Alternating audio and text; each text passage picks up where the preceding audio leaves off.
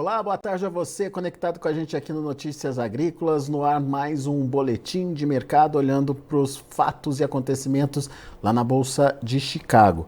Quarta-feira negativa para os preços, quedas de 12 a 15 pontos nos principais vencimentos, depois de um início de semana positivo aí.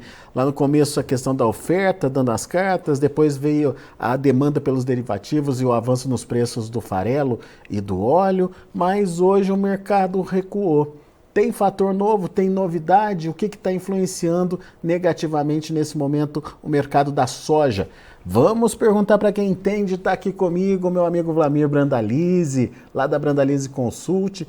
Vlamir, que hoje está em Sinop, é isso, Vlamir? Seja bem-vindo, meu caro, e ajuda a gente a entender esse movimento negativo de hoje. Teve algum fundamento, alguma novidade?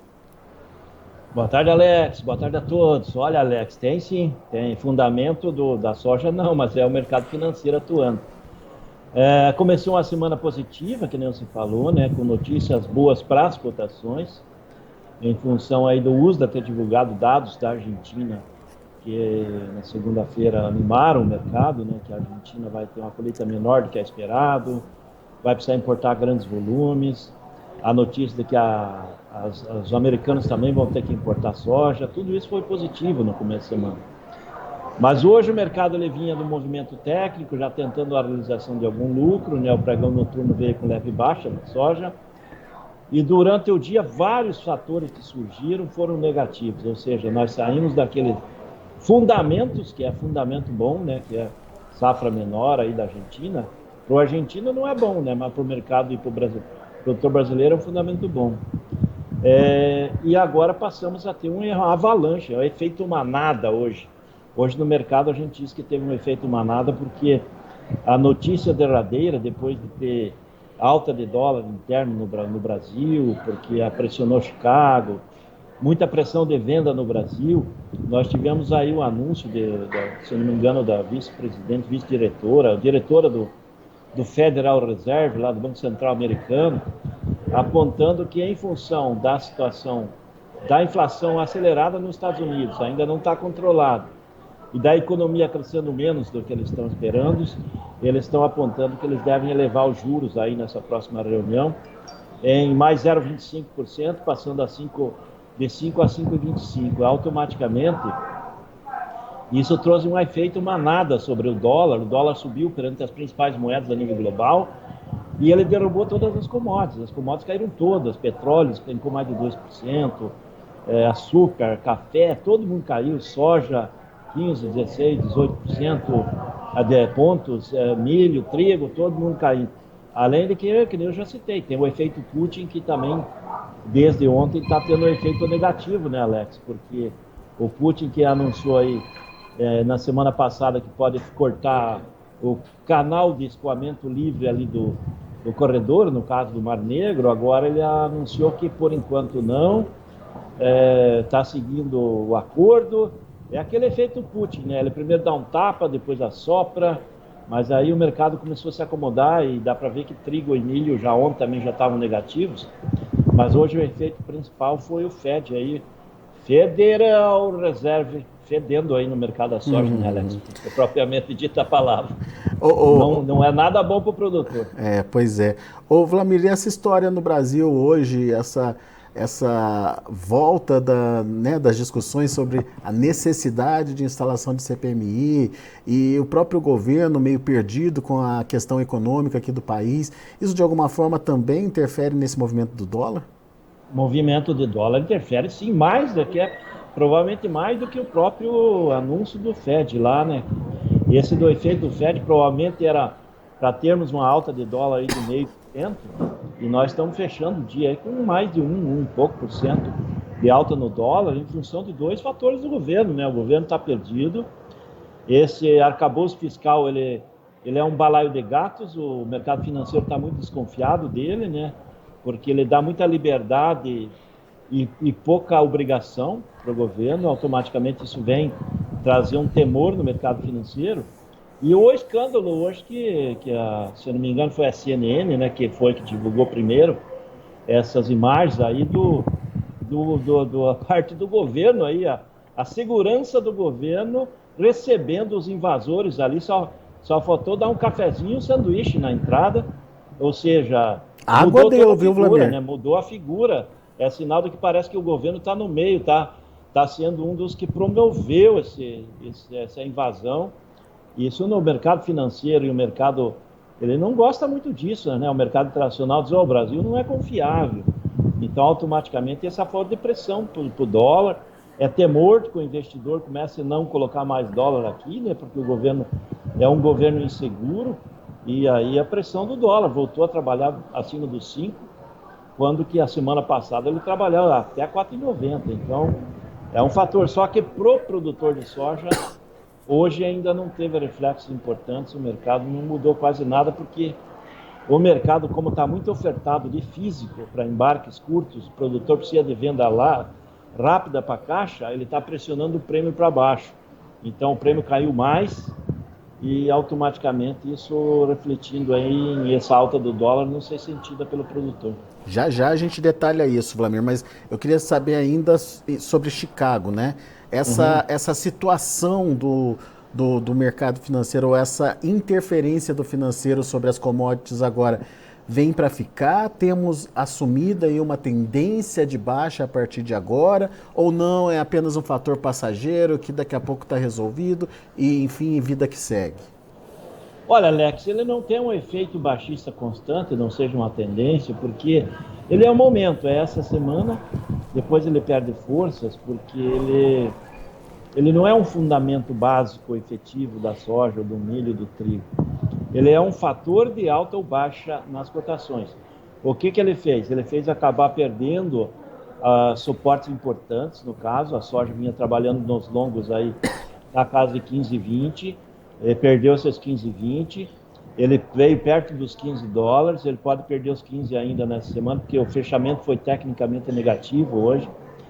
E o curto prazo, que é o spot, que vinha trabalhando, aliás, o 14,20, ali, o 13,20, vamos dizer, longo, e 15,20 no curto, né, Alex? O spot maio aí estava 15,20. Então, ele perdeu os 15,20, 15,10, veio para perto dos 15, e o spot pode perder os 15 aí já até no pregão da manhã, porque, é que nem eu citei, ele foi um fechamento tecnicamente negativo, né? Ainda continua com chance de liquidar mais, ou seja, de vender para depois recomprar mais barato na sequência, apostando na baixa. E os longos aí que eu citei antes, é 13,20, 13,30 que estava trabalhando, e agora ele veio para perto dos 13. Também pode ainda trabalhar um pouco abaixo dos 13, mas não é a tendência de queda constante, é só um momento que voltou a ter um leve viés de baixa, quando poderia estar com um leve viés de alta aí que veio no começo da semana. Então, até a próxima notícia boa e positiva, ele está com leve viés de baixa. O mercado já... Qual é a nova notícia boa e positiva? Seria a presença mais forte da China comprando soja americana, seria novos dados da Argentina apontando que a safra pode ser perto de 20 milhões, 21 e não 23,9, que foi o último dado. Aí seria o fator que teria pressão e voltar um pouquinho a pressão, mas não é um efeito de longo prazo negativo, é momentâneo. Muito bem. Ô Vlamir, daí a gente tem Chicago trazendo essa nova possibilidade de preço, então, abaixo do que a gente viu no começo da semana. A gente tem prêmios que você já adiantou para a gente que são muito negativos. O único fator positivo aí foi o dólar. Mesmo essa alta de quase 2% do dólar hoje, não compensou, não mudou o preço da soja no mercado interno? Olha, Alex, vamos dizer assim, ele deu conforme algum momento do dia, nos portos ele chegou a pagar 50 centavos, 70 centavos mais do que ontem. Mas no fechamento do dia ele está muito estável em relação a ontem nos portos. Já nos balcões aí, que é o produtor do sul, sudeste, pegando principalmente balcão, se trabalha mais no sul e sudeste, indo para os estados do centro-oeste, mais lotes e alguns casos de balcão, né? Então, por exemplo, só um exemplo, hoje, por exemplo, o balcão ali das Missões Gaúchas estava em R$137. Ontem estava 138, hoje caiu R$1. E o balcão melhor do Rio Grande do Sul é 141, mais perto do Porto do Rio Grande, ali perto da exportação. E daí já pega Santa Catarina, Paraná, São Paulo, Triângulo Mineiro, O balcão começava em 127, 128 e até 143 ontem. Hoje já abriu a 125 a 140, já caiu mais de R$2 aí na média dessa região. Então, mercado pressionado mesmo com a alta de dólar por causa do prêmio, né? O prêmio caiu mais de 20 pontos e se você aliar mais 15 pontos na média, Chicago de baixo, são 35 negativos. Ou seja, 35 vai dar uns quase 90 centavos de dólar por saca, né? Que se perdeu entre ontem e hoje. A situação é bastante complicada aí. Agora, esse prêmio negativo, ele se justifica, Vlamir? Você estava falando pra gente aqui, prêmios negativos em mais de 200 pontos, é isso mesmo? Exatamente, Alex. Isso aí já faz pelo menos 2 décadas que eu estou lembrado aí dos últimos 20 anos, vamos dizer assim.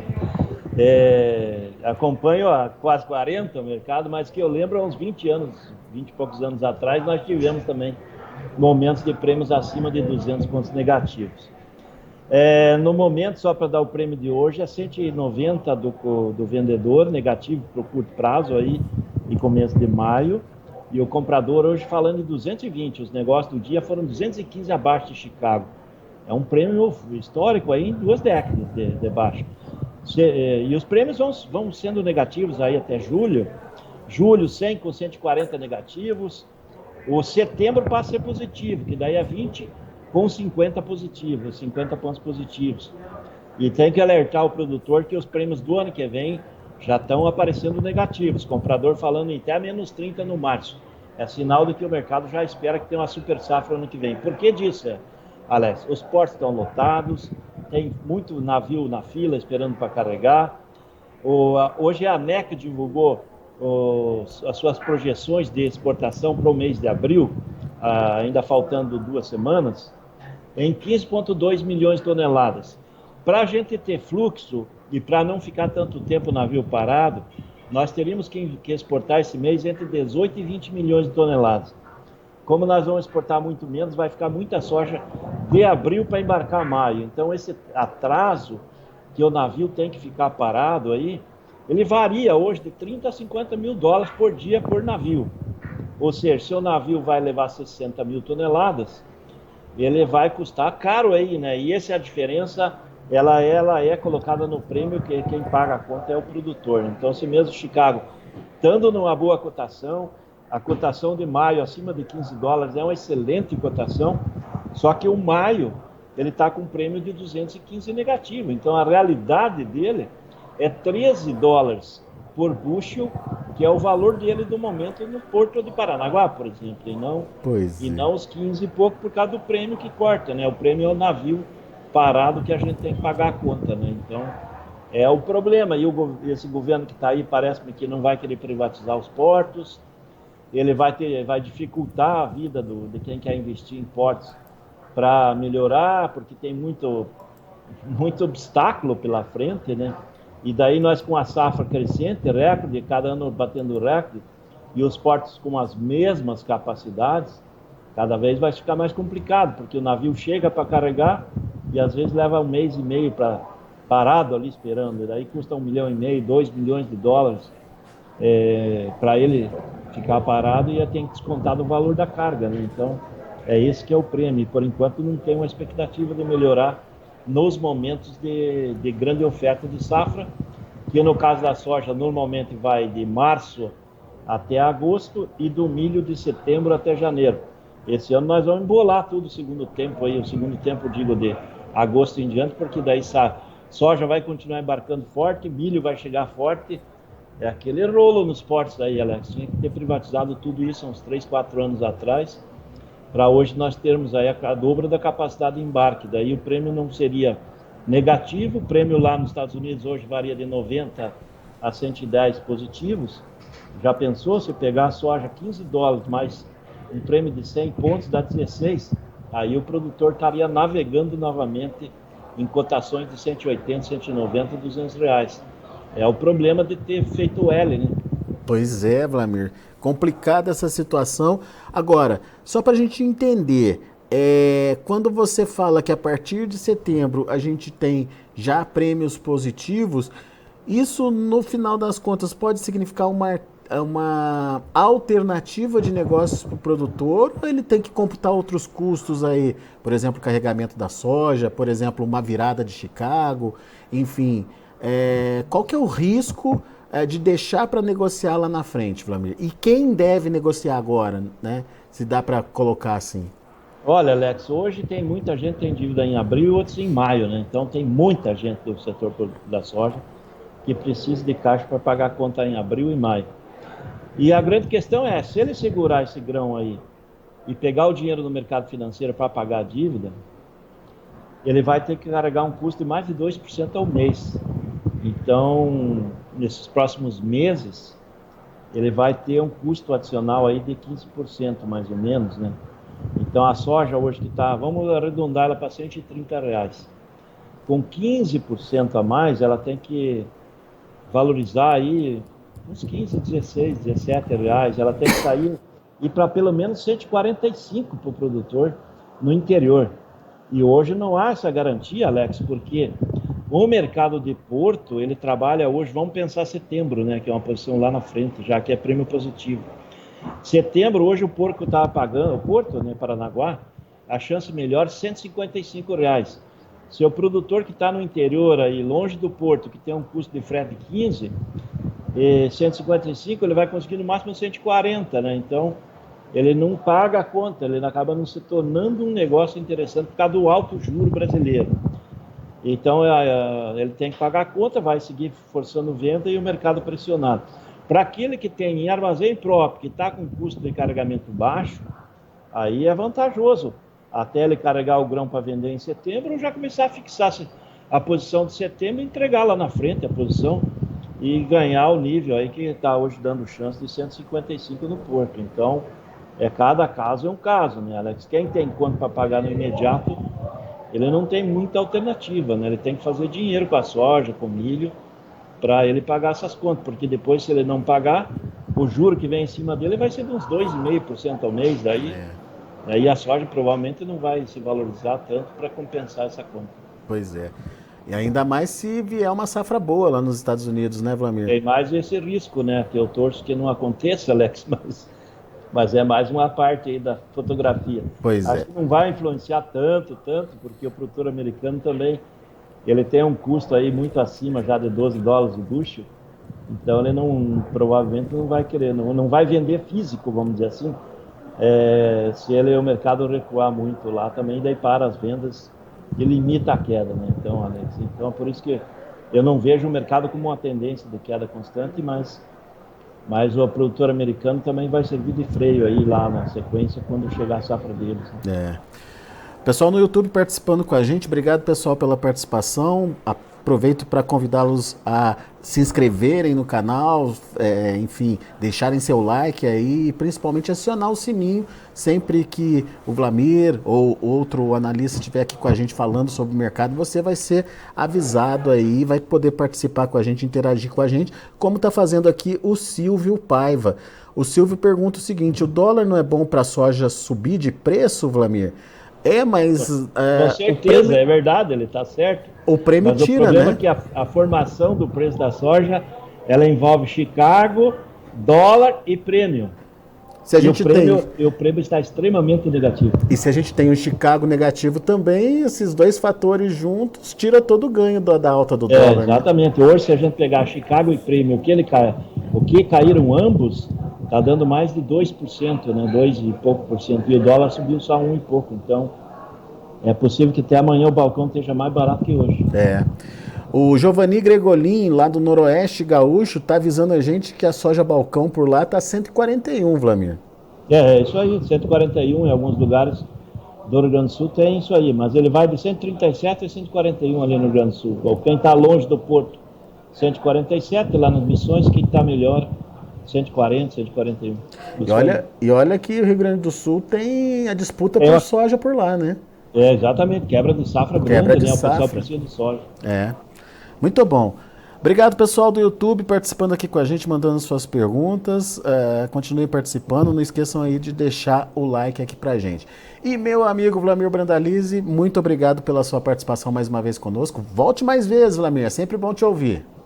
É isso aí, Alex. Prazer conversar contigo, mesmo esse calorão que está aqui em Sinop. Nós estamos aqui num calor de rachar, mas a safra está andando bem. As lavouras de milho e safrinha estão espetaculares aí fora. É, né? Você tem visto as lavouras por aí, Vlamir? Como? Você tem visto as lavouras por aí? Tão bonitas, né? Visitei, vi as lavouras. Quando nós sobrevoamos aqui na chegada com o avião, as lavouras estão muito boas aqui. A maioria das lavouras estão escapes, Alex. Hoje choveu já aqui na feira, à tarde, ontem choveu, está chovendo, agora está preparando chuva de novo. O clima para safrinha aqui no Mato Grosso está espetacular. Safrinha cheia aí pro pessoal. Muito bom. Quem não está gostando é o produtor que está vendo o preço despencar, né, Vlamir, para o milho. Esse é o problema, Alex. O produtor tem que acompanhar ainda mais o Notícias Agrícolas aí, para ter mais informação e seguir informações boas, né? É isso aí. Vlamir Brandalize, um abraço, meu amigo, até a próxima. É isso aí, Alex, um abraço, até mais. Tá aí, Vlamir Brandalize, direto lá de Sinop, no Mato Grosso, falando aqui com a gente. Vlamir tá rodando o Brasil aí, participando das feiras, dos eventos, enfim, levando as informações e todo o conhecimento que ele tem aí do agronegócio. Bom, vamos ver os preços, vamos ver como encerraram as negociações lá na Bolsa de Chicago. Acompanha comigo na tela. Para maio, a soja fechou em 15 dólares e 6 centes por bushel, perdeu 12 pontos mais 75. Julho, 14 dólares e 78 centes por bushel, queda de 12 pontos mais 25. Agosto, 14 dólares e 23 centes por bushel, 12,75 de queda. Setembro, 13 dólares e 36 centes por bushel, recuando 15 pontos. São os números da soja. Vamos ver o milho. Também no vermelho, como adiantou o Vlamir, as commodities, de uma forma geral, sofreram bastante com o dia basicamente financeiro hoje. Maio, 6 dólares e 72 centes por bushel, 5 pontos mais 25 de queda. Julho, perdeu 8 pontos, fechou a 6,36. Setembro, 5,68, queda de 8 pontos mais 75. E o dezembro, 5 dólares e 63 centes por bushel, perdendo 8 pontos. E para finalizar, a gente tem o trigo, que também teve queda forte. Olha aí, 15, 16 pontos de baixa. O maio fechou a 6,81. Julho, 6 dólares e 92. O setembro, 7 dólares e 3 centes por bushel. E o dezembro, 7 dólares e 19 centes por bushel. São os números de hoje já de fechamento do mercado. A gente fica por aqui e agradeço muito a sua atenção e a sua audiência.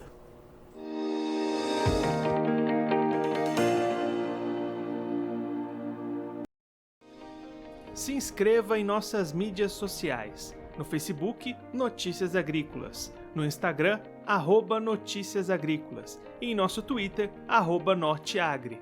E para não perder nenhum vídeo, não se esqueça de nos acompanhar no YouTube e na Twitch, Notícias Agrícolas Oficial.